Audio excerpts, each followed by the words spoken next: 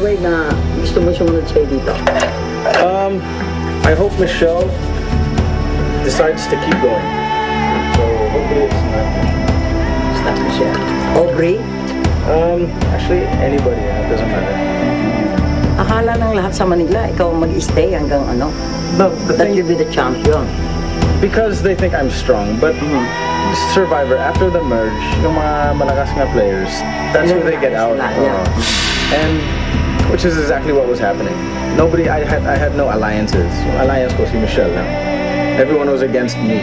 And because of me, everyone was against Michelle. So, I feel bad for her. Naawa ko sa kanya. Kasi kung wala ako, she would probably be unnoticed.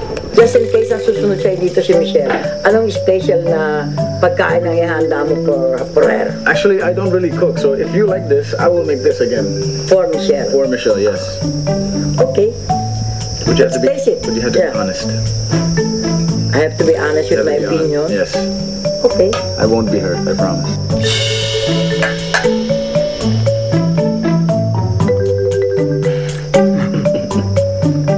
Matigas lang siya, pero masarap siya. Masarap It's siya. good, yeah.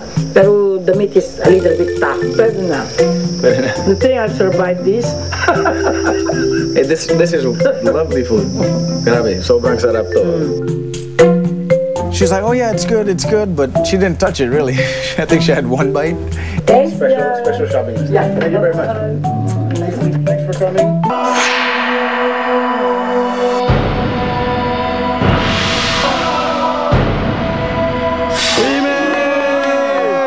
Tore ng kaalaman ang sayon naghihintay. Susubukan ang galing at kaalaman taglay.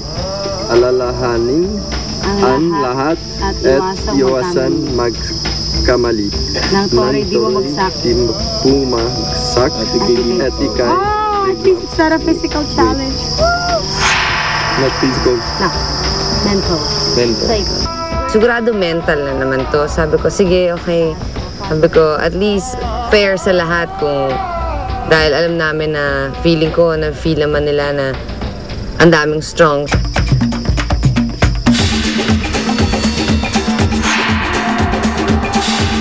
Lapit survivors!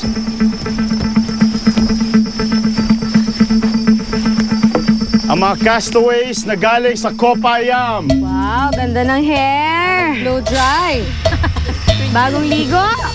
When we arrived, everyone was waiting for us at the challenge, and of course they're also jealous because our hair was clean. Pang commercial model.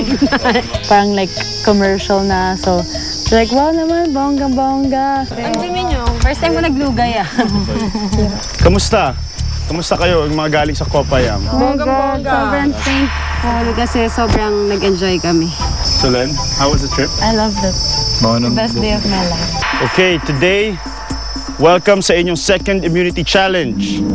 Bago tayo magsimula, Akihiro, ang immunity necklace. Thank you. Ito ngayon ang pinaglalabanan ninyo, immunity. Ang mananalo, garantisado ng ilang araw pa sa isla. The rest of you, maaaring mapatalsik sa larong ito. Mechanics tayo ng challenge today. Ang tawag dito, Tore ng Kaalaman. Susubukan nito ang inyong memory at coordination skills. You can either be good at remembering things or building blocks. Each castaway, bibigyan namin ng kanya-kanyang tore. Ang mga toring ito may 9 levels and 3 blocks per level.